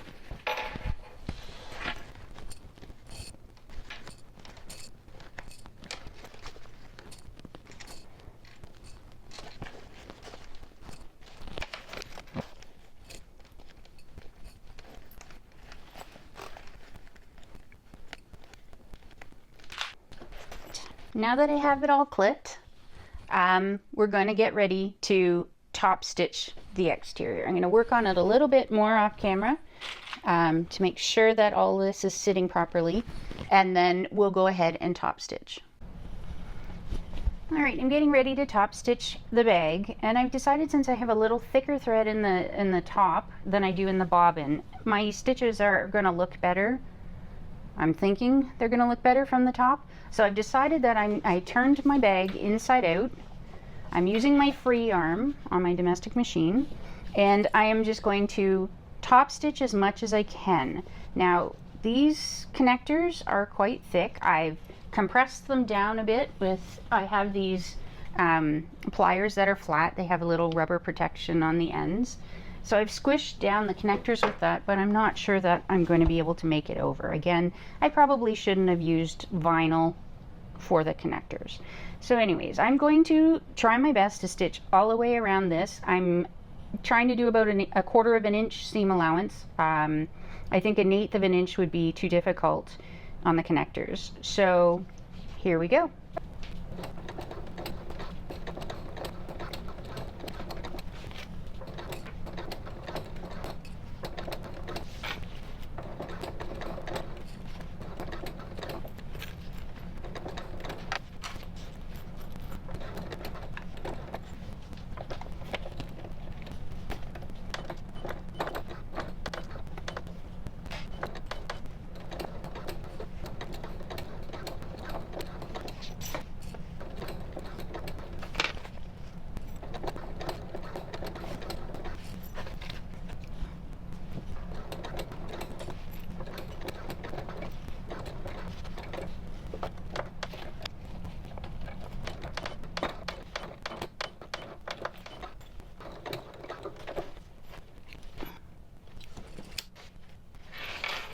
All right, there we go. This isn't the best stitching, top stitching.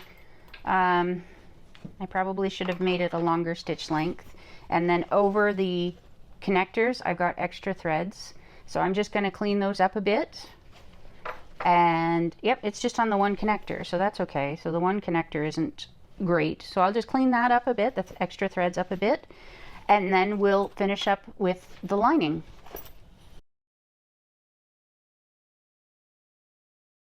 All right, moving on to the lining of the bag. So I'm going to close up the lining through the slip pocket. So I need to pull the slip pocket out, or the zipper pocket out. So pull this out, and then I'll reach in and grab the lining and pull it out through the pocket. And right out. And now I'm going to take these two pieces. Remember we cut the snips before? I've got the snips in there, so I'm going to line up the snips, and I am going to clip all the way out to either side.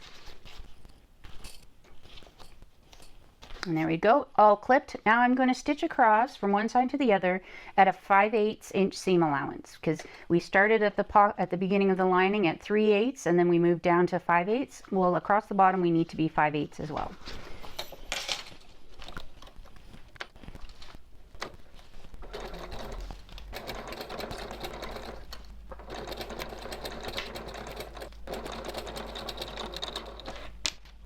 And now we're going to trim off some of the excess, just like we did on the sides. And now we need to box the corners. So taking one of the corners, pull it out sideways like that so we can match up the center seams. And I am going to nest the seams. I'm not going to butterfly them this time. So I have the seam allowance going one direction on top and the other direction underneath. And I am going to clip it.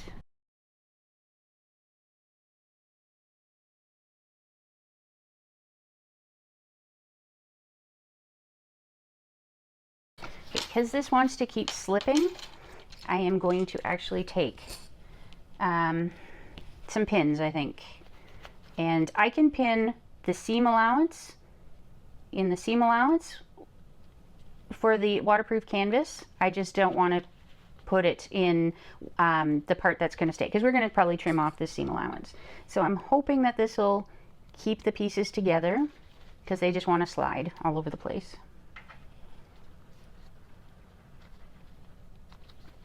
Right, now I'm going to do the 5/8, hopefully.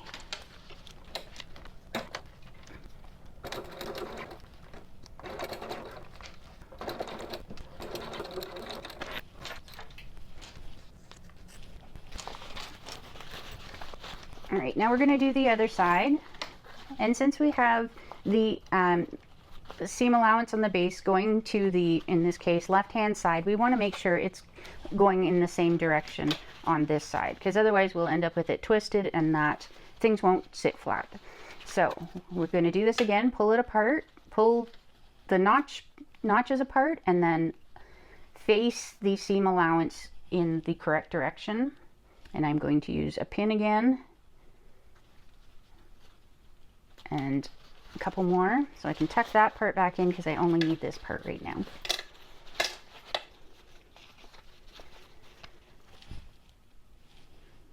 And keep going.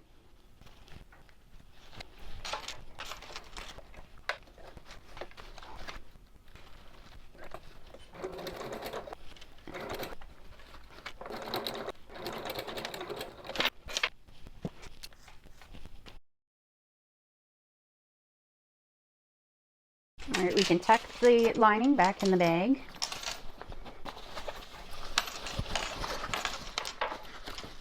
And now we want to take our zipper pocket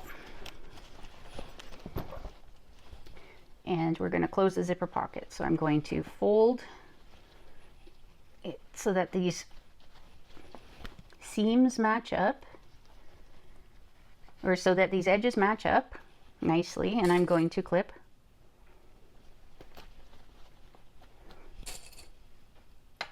Clip it all the way across, and then I'm going to just stitch it, and then I'll clean up my threads.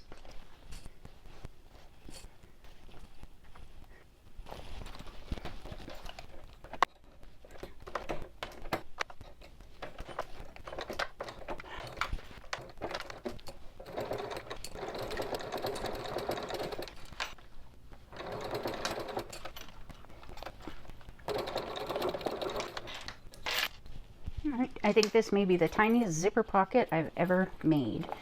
Anyway, we're going to tuck it back in to the bag and zip it up. Make sure the lining's all tucked in, and we're good to move on to the next section. All right, before we move on to make the strap, I am just going to quickly add this zipper, the zipper slider. So we're just going to add the zipper slider. So we want it to be pretty even. So you can start by matching up the ends here and slowly moving along to find, and if you cut it straight, it should still be straight, but that doesn't always happen. So mine's a little off. This one is about 2 coils higher than the other one, so I'm going to stick this side on first and then this one in and push it down until it pops. Not quite in there yet.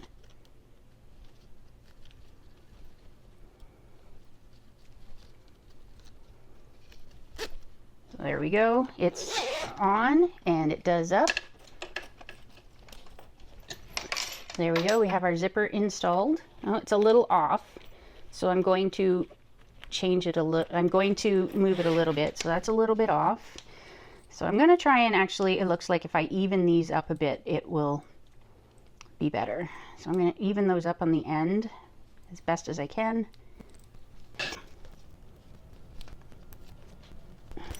And there we go, it's a lot better at this end now. So there we go, zipper is in. We can take our the end we made, this zipper end, and right now I'm just going to fold this up and stick it on and put a clip on it. I'm not actually going to glue it at this moment. So I'm just going to take the zipper and fold it over and fold this one over again on itself so that it makes a nice narrow nice and narrow on the zipper, about the width of the teeth right now. I'm going to put a clip in down here, and then I am going to figure out what's the top.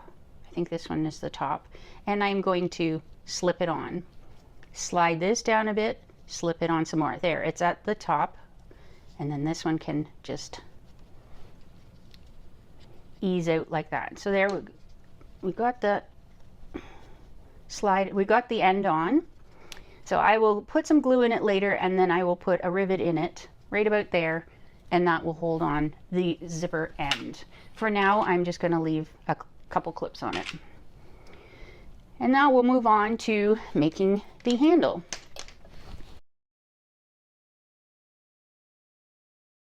now it's time to move on to the strap. So I have two different pieces, the main, and I have a contrast. As I mentioned in the pieces that I have, I've interfaced this with a woven. I've also marked the centers on all of them, and now I'm going to put right sides together on the short ends. I'm going to put a clip in just to hold it. And I'm going to stitch along at a 3/8. Yes, I'm going to be stitching along at a 3/8 inch seam allowance. And I'll do that to the other end as well.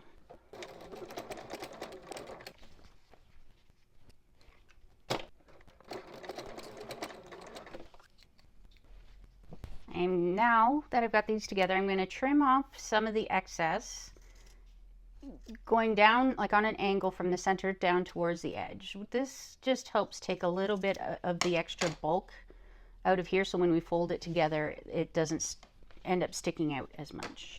So I'm going to do that on both sides. So now I'm going to open up my seam. I'm going to grab some more double-sided tape. So open up the seams, and I'm going to put the double-sided tape right over the center.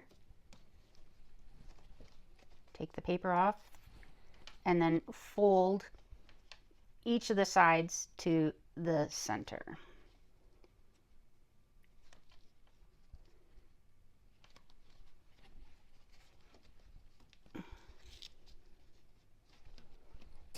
I'm going to put a clip in just to hold it, and then I'll do this one up to meet it, trying to keep this seam in line. I'm going to slowly take the tape off. I'll do that around on the other side as well. I'll slowly take the tape off and move my way around, sticking both sides of the long sides into that center line.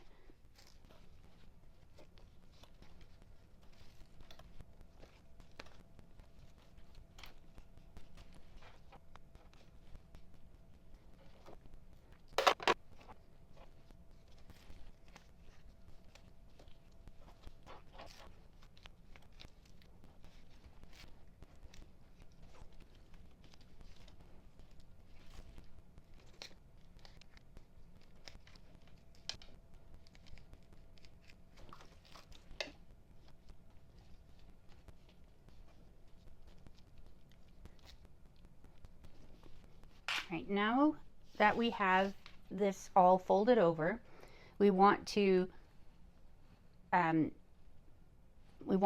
the sides together. So we want to have about the same amount overhanging on both sides. So it's probably best if I measure. So I've got there 7/8 of an inch on that side. I'm just going to clip it for now. And then I'm going to come over and I'm going to measure the overhang on this side. And I've got more than an inch. So I'm going to back it up to about an inch overhang. There we go. And hopefully that balances out on the other side. So straighten it along. I'm going to put some clips in it along the way. And there we go, about an inch. So we're good. So I'm going to now start stitching. I'm going to stitch on the vinyl side, or the faux leather side, and I'm going to do 2 lines of stitching, kind of like we did on the connector. So I'll start at do the 1/8 of an inch, and then I'll move in and do 3/8 of an inch. All right, since we are top stitching, I am going to be using a top stitching length. I've decided I'm going to switch it to 4.5 to make it a little bit longer, because the top stitching around the edge of the bag wasn't quite long enough. So I'm going to first, I think I mentioned, I'll do the 1/8 of an inch, and then I'll move in to about a 3/8 of an inch. I'll do it all the way around, and then I'll do the next one after.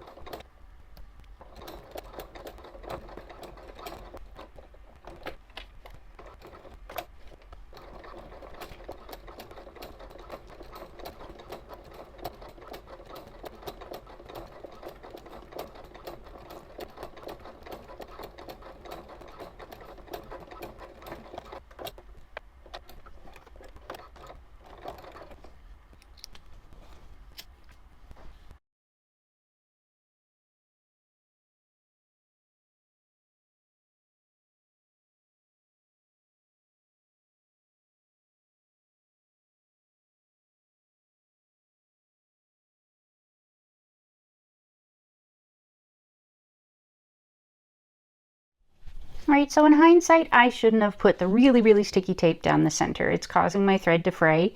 I couldn't go across the end seam here. I've had to back stitch on this. And I started to go down this side and it must be right in the seam here. So I am going to stitch another line of stitching. I'm going to have to stop every couple stitches and wipe my needle, either, yeah, probably with a rubbing alcohol. I might see if a little bit of machine oil will help it go through, anything to keep the needle from getting gummed up, because it gets all sticky and then the thread shreds. And yeah, anyways, so to get this line of stitching in, that's what I'm going to have to do. It's going to take too long, so I'm not going to do it on camera. I will do it off camera, and then when we come back, we will attach the handle to the bag. All right, I got the second line of stitching on. That went a lot smoother than I thought it was going to. Partly because I remembered I had a bottle of this stuff. It's called, I don't know if you can see it, it's called So Smooth for Super Smooth Hand and Machine Sewing. It's actually, I think it's silicone. So you put it on needle and thread and it will help allow them to smoothly go through things. So just how I used it, I have it on my needle there. I just took the top off. I stuck my needle in, this is just an example, got the liquid up into the tip part and swirled it around and took it out. And it's got a little bit of silicone on it. I think it must dry pretty quick because it didn't leave any lines and it helped my needle go through everything very smoothly. So this is the very first time I've ever used it. I did buy it a couple months ago. And yeah, it's just the first time I've had a chance to use it, and so far so good. So anyway, so now that I have the handle all stitched, I will get things prepared so that we can add it onto our bag.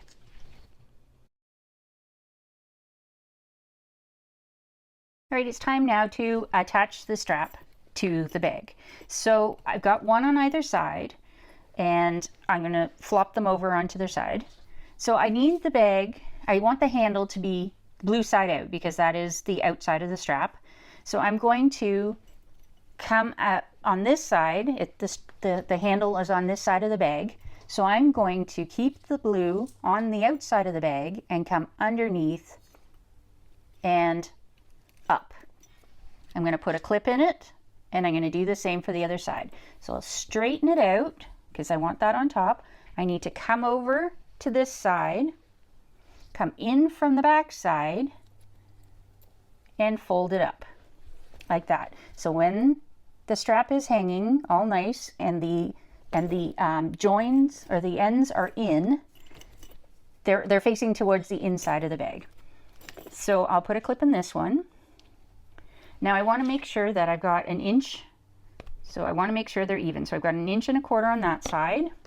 So I'm measuring from the top of the strap here to the end to see how much I have, and then which is fine, I have 1.25 inches, which is what I want. So now I'm going to measure 1/2 inch up from the edge and put a dot. Just like that. I'm going to do the same thing to the other side. Make sure that I have 1.5 inches,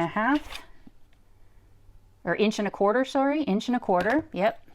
And now I will measure up the 1/2 inch from the edge and put a dot. Right, good. Now I'm going to take, I have my hole punch. This is a leather punch. I just got this one from Michael's. And I'm going to punch a hole where I've marked on the strap. And I'm going to have to press really hard to go through all of the layers. Hopefully I have, yeah. All right, got the hole. Now I'm going to put the rivet in the hole, put the post in from, I usually do it from the outside, and then the cap. These are double cap rivets. So we've got the cap and a post on one side and just the cap for the other side. So I've got that one set in place. I don't need the clip anymore. I'm going to do this one. So